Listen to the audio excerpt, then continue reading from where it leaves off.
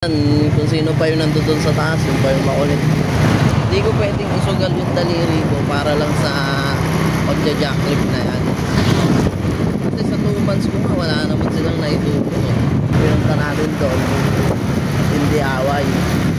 Pero kung pinoprovoke naman tayo lagi, hindi naman siguro masama sumagot, lalo kung nagtatanong. Sagutin mo lang naman eh. Nagtanong eh. Diskarte ka na, napasama ka pa. Sa totoo lang, 2 araw nang namamaga yung ko, bali ko sa daliri. So, yun. Late na naman tayo. Ayop na yan. Yun, sa loob ng 1 week natin, nangyayari yan, 2 beses lang tayo nakapasok na maaga. Yung unang araw, tsaka pangalawang araw lang. Party pa sa dinaanan natin, no? So, yun nga, sa 1 week natin. Kasi rest day ko bukas, kaya sinasabi kong 1 week. Kuya, pasok na, let's go. Bye. Nako. Kuya. So, yun nga. Pang 1 week natin bukas.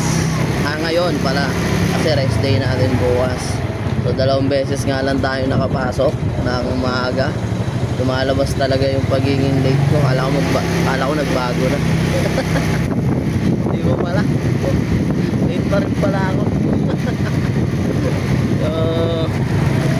Experience sa loob ng 1 week sa pagbabalik ko.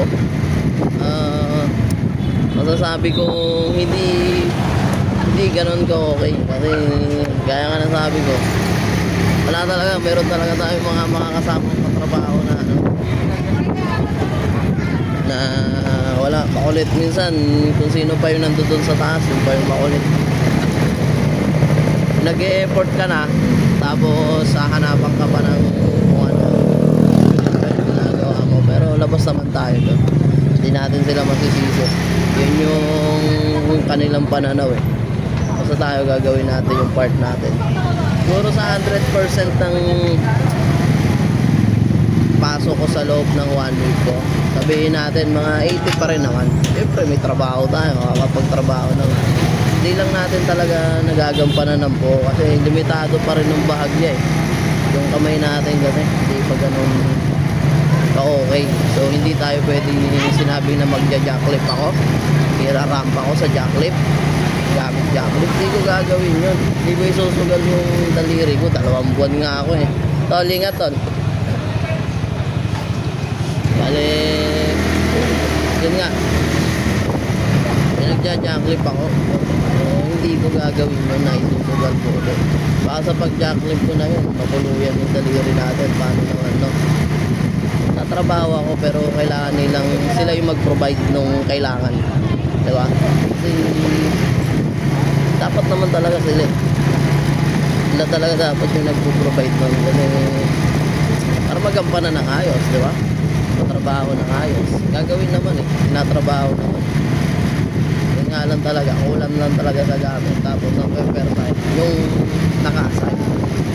Ano kung yung nakasay na yan, temporary lang naman. Hindi pa naman talaga taga doon. Yun lang yung applicable kasi sa akin. Kasi nga galing akong sick leave. So bawal ako sa buhatan pa ng gusto. So yun, paglabas kwento natin ulit kung pwede pang madagdagan yung 80% natin na experience. Wala eh, hindi talaga ganun kadali para sa akin. Rampa-rampa lang, pero nakakapagod din. Tutusin, nakakapagod siya.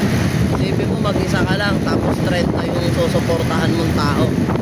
Isipin mo yun sa manpower pa lang, 30 tao yung susuportahan mo, tapos mag-isa ka lang, diba?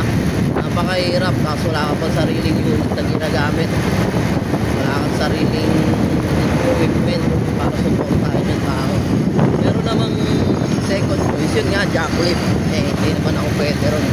Hindi rin naman nila pa kaya mag-provide. So, tinatrabaho lang natin yung anong meron. Pag nawala na yung gamit na nahiram ko, wala na.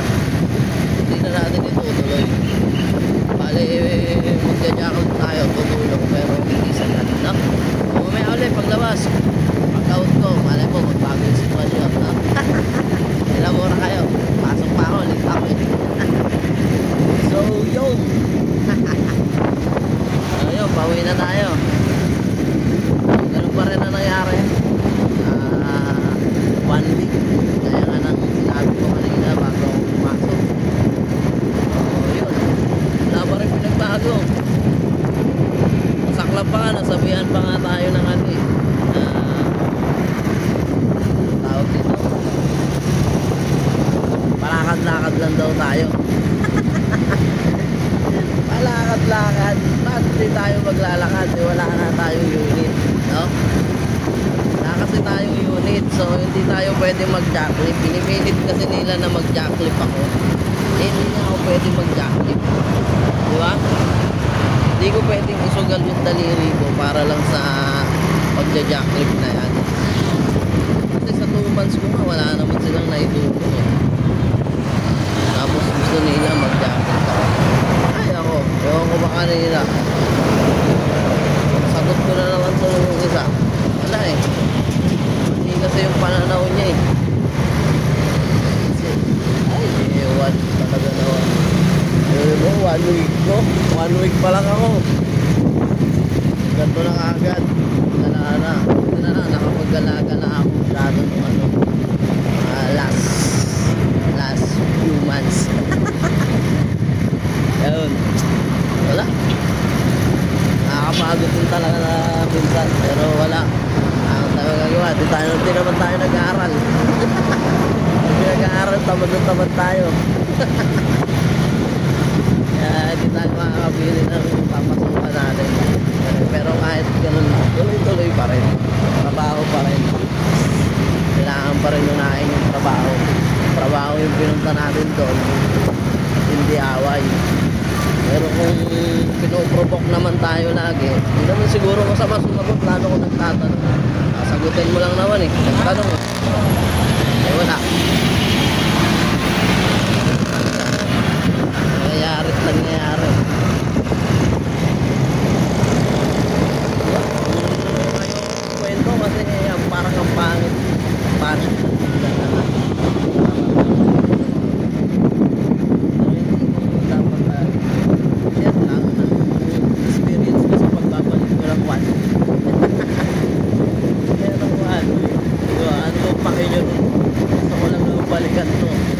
Babalikan ko lang naman ito lahat. After ang 1 week, ganito nangyari sa akin. Kaya trabaho tayo ng walang unit. Gusto nila tayo yung gumawa ng discarding para sa unit na dapat sila yung nag-provide. Mga ganon. Tanggalala.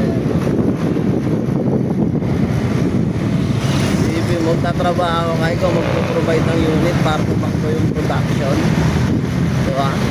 Na dapat sila yung una pa lang nakahanda na yun para dire-diretso yung trabaho. Pero hindi. Ikaw ang nandiyan dyan, ikaw ang dumiskarte para matapos. Ganun. Ka na yan. Dumiskarte ka na, napasama ka pa.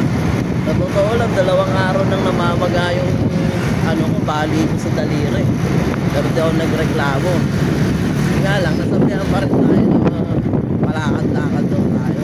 Ano di maglalakad, naghahanap ka ng unit. Naghahanap tayo ng unit eh. Nagagamitin eh.